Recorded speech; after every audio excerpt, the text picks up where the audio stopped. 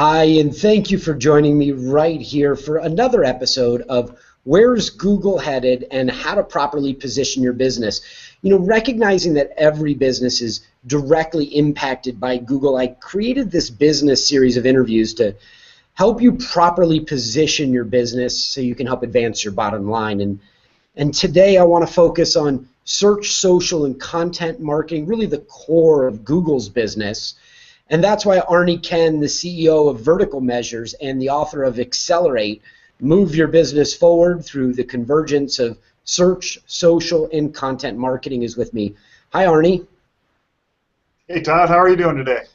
I'm doing great, man. Thanks for joining me. You know, Arnie, I covered Google I/O 2 to 3 weeks ago, and if I summed up the latest information, you know, for the foreseeable future, it looks to me like Google search is primarily focused on three areas: site speed, mobile, and content quality. First of all, is that accurate, and where do you see Google search headed?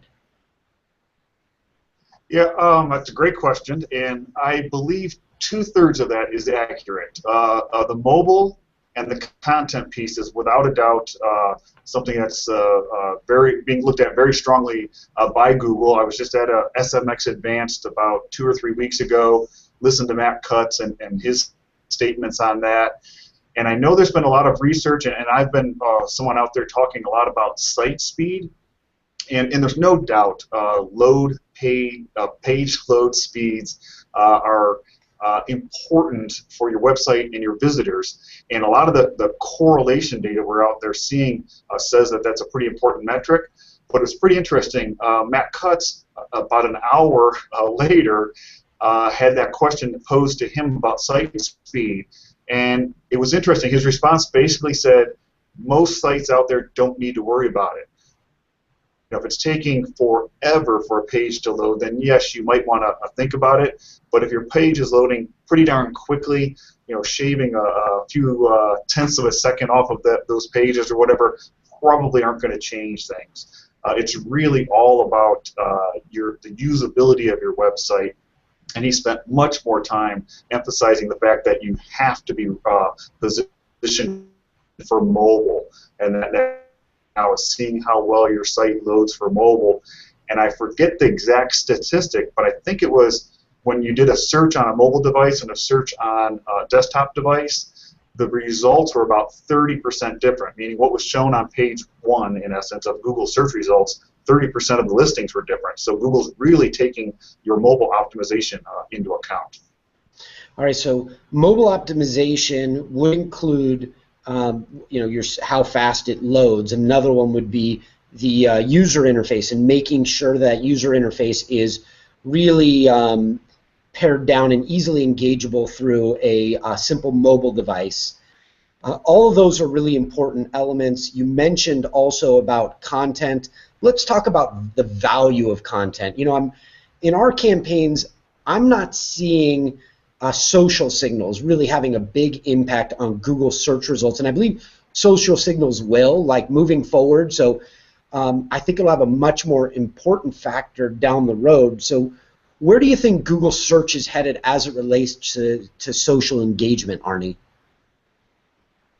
Well, as of today's date, LeBron decision part 2 date, which I'm assuming everyone watching has finally heard the news. It's only 15 minutes old. He's going back to Cleveland. But anyway, as of today, social signals are not actually in the Google algorithm. And I know there's a lot of confusion out there, but I have heard it from various, you know, from Mueller to Cutts to various, you know, Googlers out there, that it is not a part of the algorithm.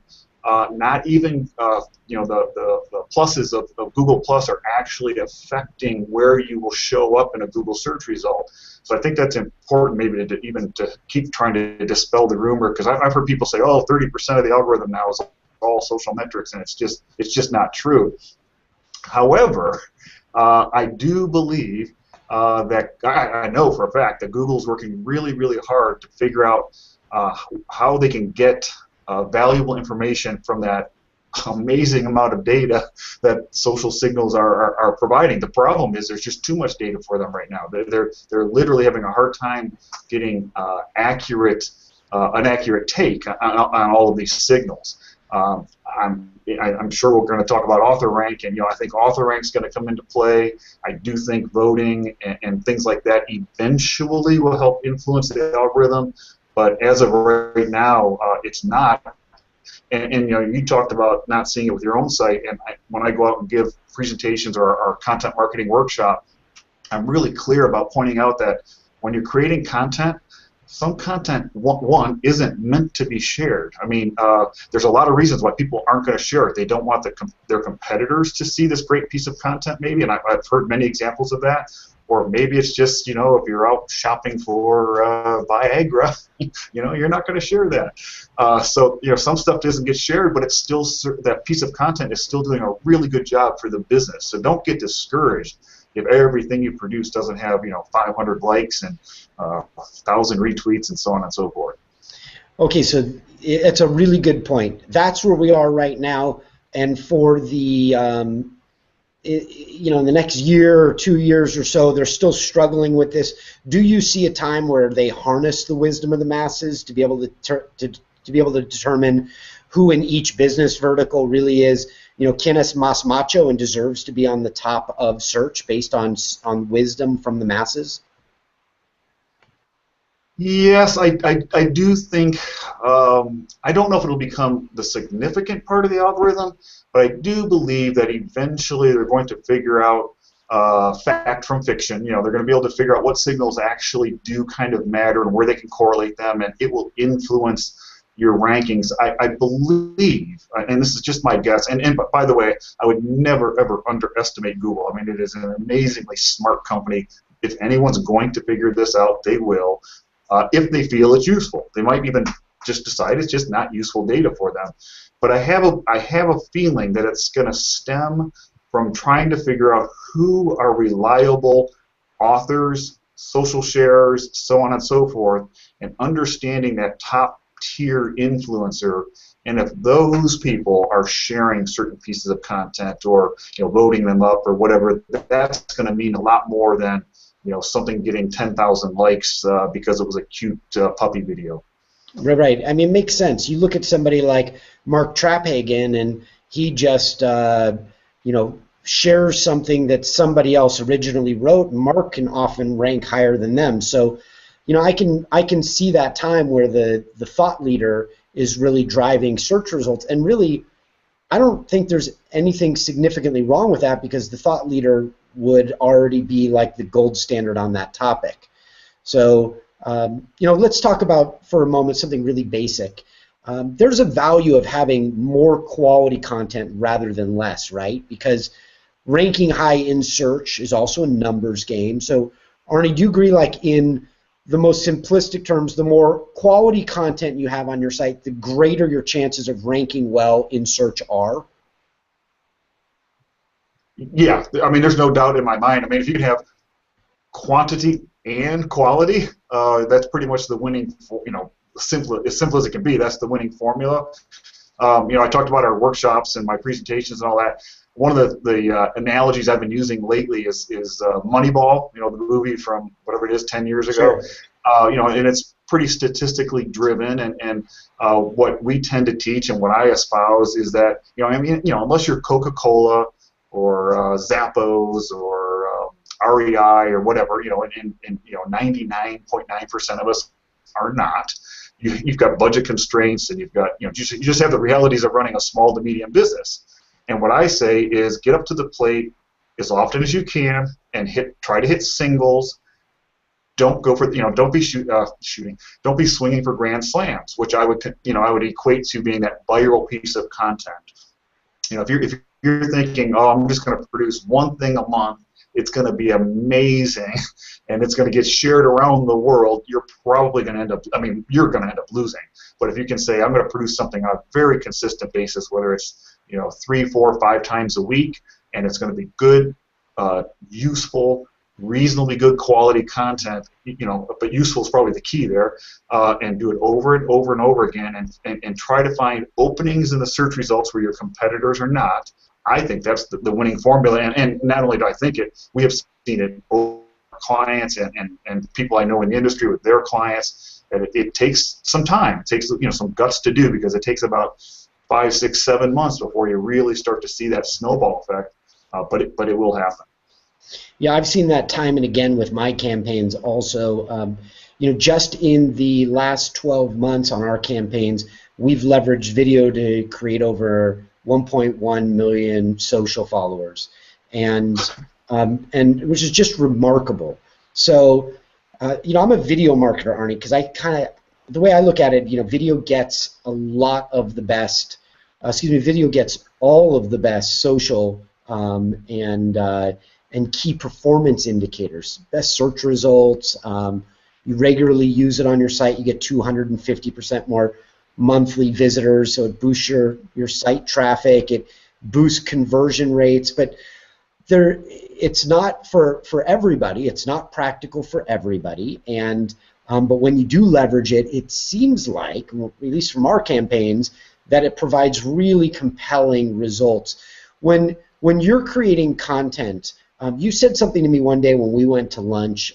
By the way, you should know that Arnie is somebody that I try to go to lunch with as much as possible when we're both in town or we're not on the speaker tour. His office is probably, what do you say, about maybe 12 minutes from mine, and so naturally I look up to him. And so I was picking Arnie's big brain at lunch one day, and I said, Arnie, what's the deal with titles? We spend on video, we might spend 4 hours to get a video just right before we post it. How much time should we spend on titles? And you said at least 15 minutes. Talk to me about the value of titling things properly. Sure. Well, first of all, thank you. That was very kind of you to say. I always thought you wanted to go to lunch because I bought. Pretty much. Pretty much. So, yes, titles. I say what you just said is what I say to a lot of people. You spend hours and hours to produce this content, and what could be the make or break for that piece of content is literally the title, for a couple of reasons. One is, of course, just like any editor or writer that's been in media for 1,000 years, they know that those 5, 6, 7 words of the title is what's going to get somebody to start reading their column or their article or whatever it might be. So just from the attention-grabbing standpoint, it's critical. The other thing is because we're living in this search world, it's part of the optimization process. And generally, the title you choose for your piece of content is going to end up becoming the title tag, in the HTML, which Google still looks at. And then a third reason would be that if you're lucky enough to have your content found in search results, generally what's showing up in that blue link is that title, so it needs to read well for that person to get them to click there. The other thing is with social sharing, so the fourth thing, social sharing, with Twitter and Facebook and LinkedIn and Pinterest and anywhere else you might be sharing this content, they are generally built to go grab the title of your piece of content. So that's what people are going to see when you share it. So I just think you've got to stop, think about it, is this the best title for this piece of content before you hit that publish button? Yeah, I see it all the time. Just in our breast cancer campaign, since we launched that, we've created over 1,000 question and answer videos featuring experts from the leading experts from around the world, and it drives me crazy to see a title appear on our website that has really no compelling clickable value and no search value. And when I see that, in my head, I see myself pulling my hair out, because we spend so much time being aware of trying to target 2 eyes, right? The eye of Google, and to be compelling enough for our target reader. And that's vital when you're starting to build out your content and you make sure the strategy really is in place. Yeah. And for those of you who have multiple content producers, it's something I think you've got to go back and that's what you're talking about with your business. You had somebody else post that content. We've got plenty of people who blog on our blog, and you got to just keep going back and reminding them of that, because it's something that's pretty easy to forget. They're tired. They finally got this thing ready to go live, and they just want it to go live. Right.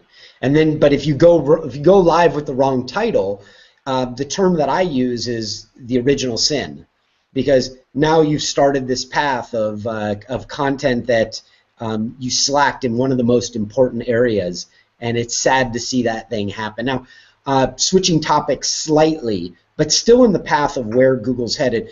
At the end of this interview, Arnie's going to explain how to position your business, or he's going to give you a summary on the highlights that he's mentioned today and how to position your business knowing where Google is going. So, Arnie, this last month, actually on June 25th, Google's John Mueller announced that Google would be removing all authorship-related photos from Google search, and I think the reason is because the photos were pulling interest away from valuable Google ads, but I also believe that Google's going to be continuing down the path of authorship for the foreseeable future, and for right now they're just doing it without photos. But do you agree with that? And if so, is properly positioning your thought leaders inside of your business with authorship a valuable long-term strategy? Well, I'll start with the change, and it's already been fairly well implemented. You can see now that you're just not seeing the headshots anymore, the photos of the authors. And actually going back to, you talked about Mark earlier, I read a piece that he wrote maybe 2 days ago, and there was 1 or 2 sentences in there that I totally agree with. And I think a big part of the logic. Did you say that you thought the rest of it? Did you say you thought the rest of it was junk, but those 2 sentences? I'm just kidding. Well, I'm sure Mark won't be watching this. It was an outstanding piece. 2 sentences caught my eye, or at least it's one of his point of views. And I agree with it. I don't know Google, but I have to believe part of their logic was that the headshot or the image or whatever was sort of an implied endorsement, and I think they wanted to back away from that. I think that's. I don't know that they do a lot with their organic search results because of the paid side. I don't know that. They keep trying to say it's church and state. I would think it's maybe made more sense that they just really didn't want to get bogged down in this. Hey, I'm endorsing this person. Look, their picture's even there. They still do the name, and they'll say how many times something was voted, given a thumbs up. To get into the second part, I absolutely still believe that you need to build out authorities in your business, no matter how big or small.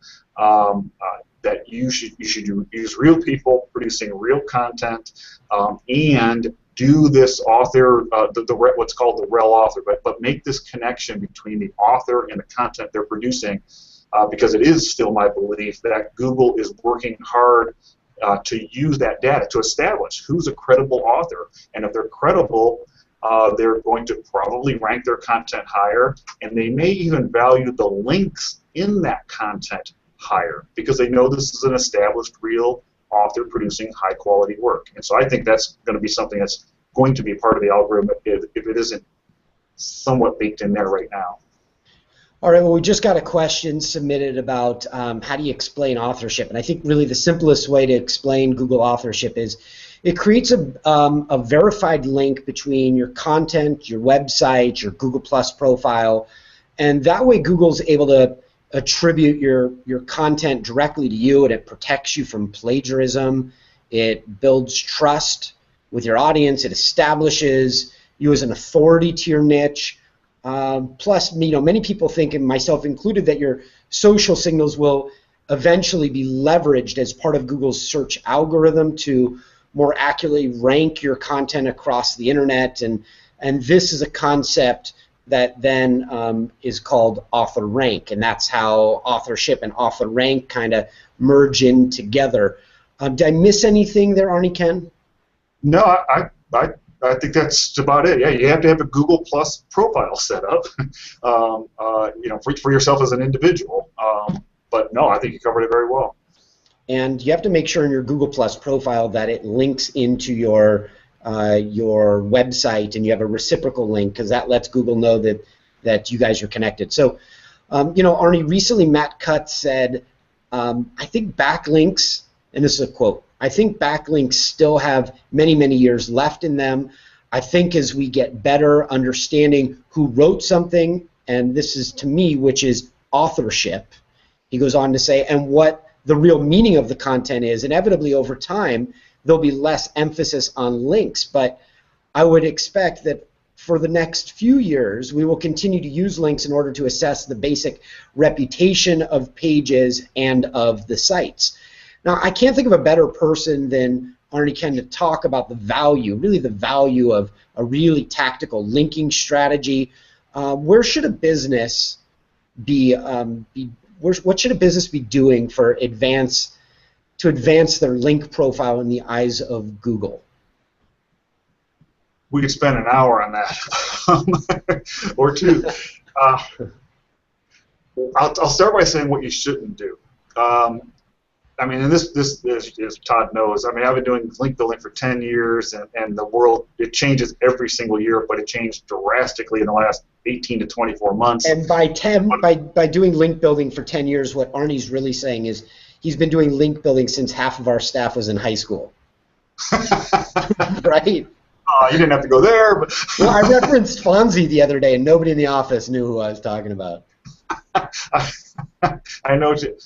This is going to really date me. I said Carol Merrill in the office a couple months ago, and everyone just looked at me like, "Is that your grandmother? Who is this?" You know? Right. But anyway, so links. What you can't do anymore is I think it boils down to two things.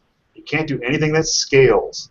So if you think you've got this figured out, and here's how you're going to go off and get 300 links in 30 hours, 3 hours, or whatever it is, you are probably really harming your site. And whether it's any kind of spam, whatever it is, if you think that this is scalable, you're probably just shot yourself in the foot. The other thing you can no longer do is literally pay for links, which was a kind of an underground thing for many, many years that worked well. And it was basically, saying to a webmaster, "Hey, I'll give you, X amount of dollars if you put this link on your page." And webmasters today won't even talk to you about that. And we have, for a couple of years, we haven't even taken that approach anymore. But if you think those are two valid strategies, you're wrong, and you should stop as a business. What does work today is first, and I know this is just like beaten to death at this point, but you have to have some really good content. We do link building for clients every single day. We go out, we get really good links for them. We get links that actually send traffic. We've got stats showing how many leads a single link that we've gotten somebody has produced for them. So it can be done in a manual fashion, but what we do is we contact a webmaster and we say, our client has this amazing white paper, or maybe it's an infographic or an incredible video case study, or like Todd's Cancer Answers site. It's an amazing resource. If we can tell a webmaster that story, we might be able to get them to link to it. But if you're trying to get someone to link to a page about the toaster you sell, it's just probably not going to work. You have to have something of value that webmaster is willing to send his traffic to. Yeah. And that's really the key. It starts with producing some really nice, useful pieces of content for other people to come see.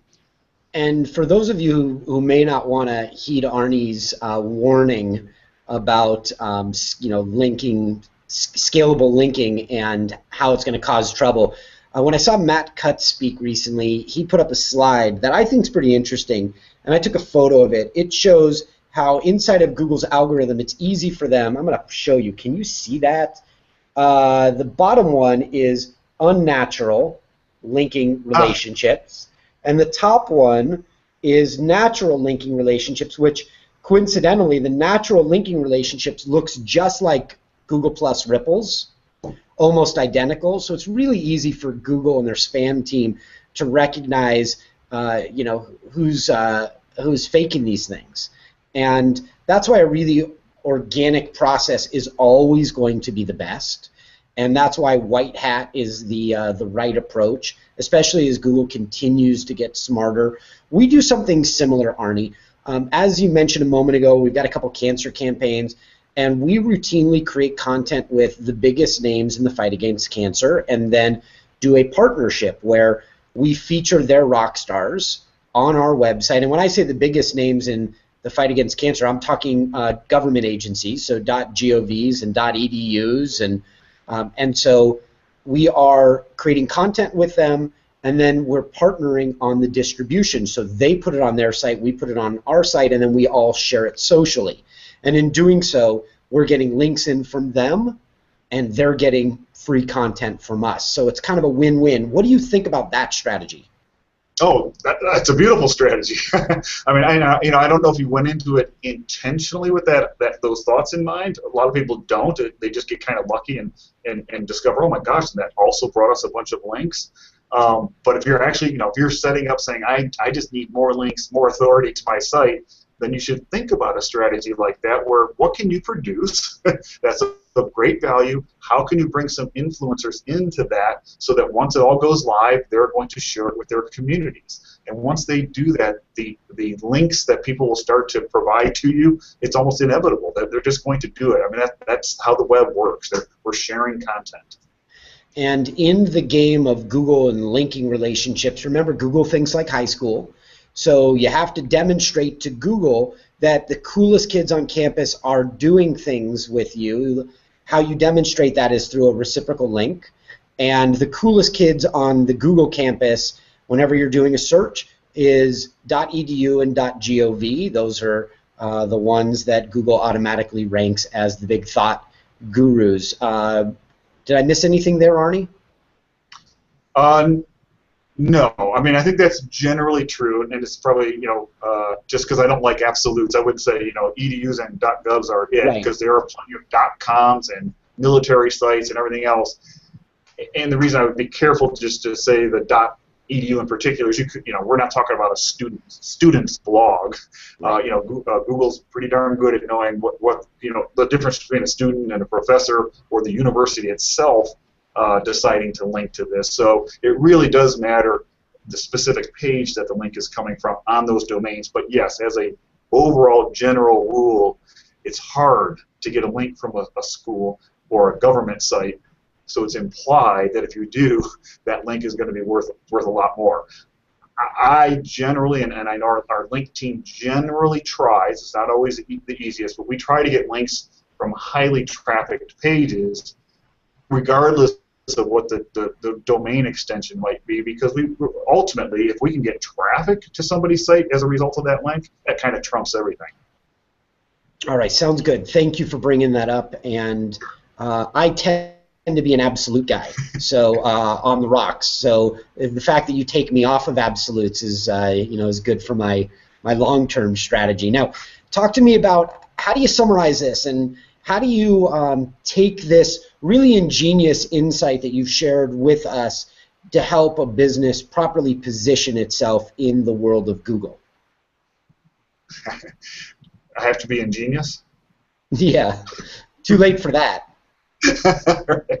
All right, so first I have to say my heart goes out to small businesses right now. I just think where we thought we absolutely could help a small business with a small budget 3 years ago, it is so hard today. So the small businesses just got to decide that they're going to set aside time to do this for themselves. You've got to study. You've got to follow some of the good blogs out there.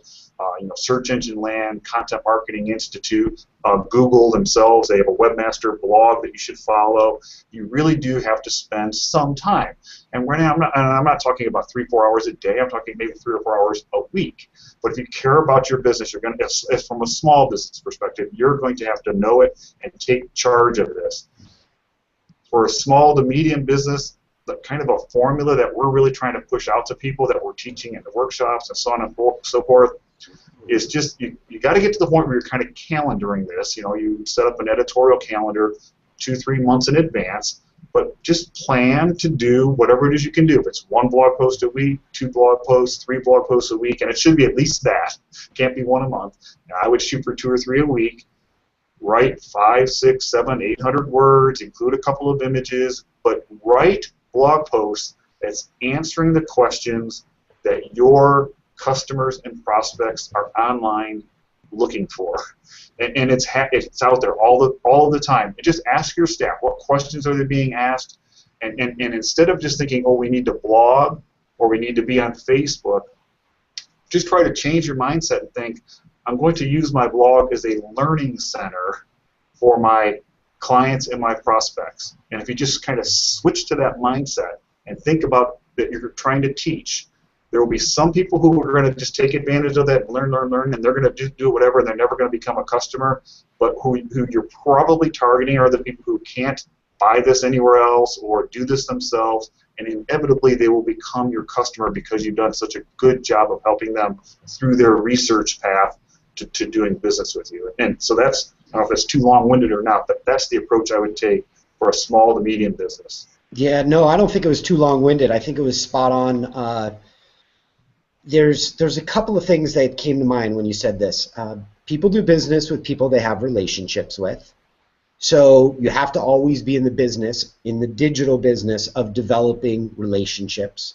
When I hear that, I think video is the best at creating automated relationships because while Arnie's meeting with a client in person, there are videos all over the web of him talking around the country, and those videos help him create little Arnies that are helping to spread the message and automate and develop his relationship building. For me, video gets the best search results. Video boosts your organic traffic to your website. It helps you convert at a significantly higher level, and it also boosts your social shares and your links organically. So I kind of look at I want to optimize content inside of my optimized strategy, and I firmly believe that the success of my business is directly related to knowing where Google's going and how to get there before your competitors do. Wayne Gretzky, for example, when asked how is he able to be such an amazing hockey player, he said that I skate to where the puck is going and not where it's been. And I hope that this conversation that we've had today with Arnie Kuenn will help you and your business skate to where the Google puck is headed. Because when you do that, it's a game changer. So he's Arnie Kuenn from Vertical Measures. He's their CEO. He's also the author of a great book that I have on my bookshelf. It's called Accelerate. And it's based on moving your business forward through the convergence of search, social, and content marketing. Arnie Kuenn, thank you very much for joining us and for helping our audience steer their business to where Google is going. Oh, you bet. Thanks for having me, Todd. I really appreciate it. It's always great to see you in person and on video. Yeah. Let's grab lunch soon. Thanks, everyone. Have a wonderful weekend. Thanks, everybody.